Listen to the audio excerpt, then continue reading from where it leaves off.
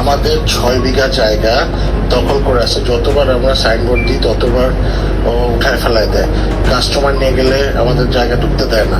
একটি নাম নজরুল ইসলাম ভূঁইয়া, একটি প্রতিষ্ঠান আসিয়ান গ্রুপ, আর তাকে ঘিরে ডজন ডজন গুরুতর অভিযোগ। জমি দখল, হাজার কোটি টাকার প্রতারণা, হত্যা মামলা থেকে শুরু করে চাঞ্চল্যকর নির্যাতন কি নেই তার বিরুদ্ধে। তবুও প্রশ্ন একটাই, এত কিছুর পরও কিভাবে তিনি আইনের ধরা ছোঁয়ার বাইরে? সাম্প্রতিক সময়ে আলোড়ন সৃষ্টি করেছে অভিনেত্রী স্নিগ্ধা চৌধুরীর দায়ের করা মামলা। 300 কোটি টাকা দিলেও এই মামলা আমি স্নিগ্ধা চৌধুরী উঠাবো না। 16 লাখ টাকার বিজ্ঞাপনী চুক্তির কথা বলে ডেকে এনে চালানো হয় নির্যাতন। এজাহার সূত্রে জানা যায়, হাত পা বেঁধে মারধর, গলা চেপে ধরা, চুল ধরে হিচড়ানো, শটগান দেখিয়ে প্রাণনাশের হুমকি, গরম কফি ছুঁড়ে মারা এবং মদের সাথে ওষুধ মিশিয়ে পান করানোর চেষ্টা করা হয় তাকে। প্রায় 2 ঘন্টার এই নরক যন্ত্রণা শেষে দোতলার বারান্দা থেকে লাফিয়ে প্রাণ বাঁচান তিনি।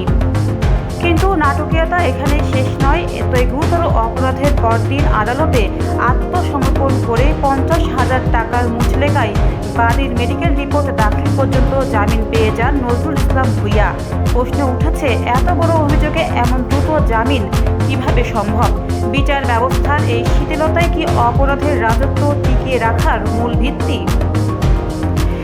নজরুল ইসলাম ভূঁইয়ার এই অপসাম্রাজ্যের গড়পত্তন কিভাবে? আসুন একটু পেছনে ফিরে তাকাই। 2005 সালে রাজুক ও ঢাকা জেলা প্রশাসন থেকে মাত্র 43 একর জমি উন্নয়নের অনুমোদন পায় আসিয়ান সিটি।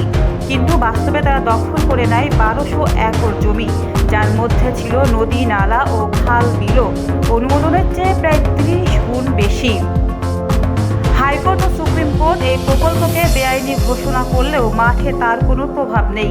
রাজুক রায় বাস্তবায়নে ব্যর্থ, আর নজরুল সাইনবোর্ড হাঁকিয়ে জমি বিক্রি চালিয়ে যাচ্ছেন অবিরামে। দুদকের চাঞ্চল্যকর তথ্যে দেখা যায়, আসিয়ানের আসল জমি রয়েছে মাত্র 159 বিঘা বা প্রায় 3180 কাঠা, কিন্তু কাগজপত্রে তারা বিক্রি করে দিয়েছে 32,000 কাঠারও বেশি জমি। অর্থাৎ যা আছে তার চেয়ে 10 গুণ বেশি জমি বিক্রি করে কোটি কোটি টাকা হাতিয়ে নেওয়া হয়েছে সাধারণ মানুষের কাছ থেকে। প্রতারণার হাত থেকে রেহাই পায়নি নিজ পরিবারও। 2009 সালে খিলক্ষেত থানায় নিজ চাচাতো বোন আনোয়ারা বেগমের জমি দখলের অভিযোগে কারাগারে যেতে হয়েছিল নজরুলকে। পরবর্তীতে 2024 সালে দুদক মামলা করে জানায়, বারুয়া, উত্তরখান ও দক্ষিণখানে প্রায় 8 একর জমি খাস জমি বেআইনিভাবে দখল করেছে আসিয়ান গ্রুপ। এখানে শেষ নয়। বাংলাদেশ ব্যাংকের নথি অনুযায়ী নজরুলের খেলাপি ঋণের পরিমাণ 982 কোটি টাকা। এর মধ্যে কেবল আসিয়ান এডুকেশন এর নামে রয়েছে 646 কোটি টাকা। পাশাপাশি বৈষম্য বিরোধী ছাত্র আন্দোলনে জুলাই গণহত্যার ঘটনায় উত্তরা, খিলক্ষেত ও ভাটারা থানায় তার বিরুদ্ধে রয়েছে অন্তত 12টি হত্যা মামলা। অভিযোগের পাহাড় থাকলেও কিভাবে অধরা তিনি? উত্তর লুকিয়ে আছে রাজনৈতিক ছত্রছায়ায়।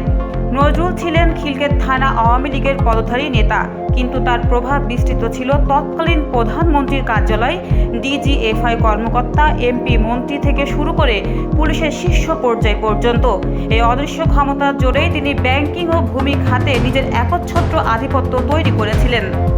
হাসিনা চলে গেছে, আমার ভালো হয়েছে, সবাইকে ধরছে, আমাকে ধরতে পারছে, তারেক রহমান আইসা আমার কাছে বসে থাকে, জিএফআই প্রত্যেকদিন আমাদের কাছ থেকে এসে বান্ডিল টাকা নিয়ে যায়। সরকার বদলালো বদলায়নি নজরুলের কৌশল। নতুন রাজনৈতিক প্রেক্ষাপটে বিএনপির প্রভাবশালী নেতাদের নাম ভাঙিয়ে ফের প্রভাব বিস্তারের চেষ্টা চালাচ্ছেন তিনি। যদিও সংশ্লিষ্ট নেতারা এসব অভিযোগ অস্বীকার করেছেন, তবে অভিযোগ রয়েছে প্রশাসনের ভেতরের এক শ্রেণীর অসাধু চক্র তাকে পুনর্বাসনের চেষ্টা চালাচ্ছে। আইনের ফাঁকফোকর, প্রশাসনিক নিষ্ক্রিয়তা, পুলিশের ঢিলে ঢালা তদন্ত এবং ব্যাংক কর্মকর্তাদের নীরবতা, এই 4 দেয়ালের সুরক্ষা পেয়ে আজ আইনের ঊর্ধ্বে আসিয়ানের নজরুল।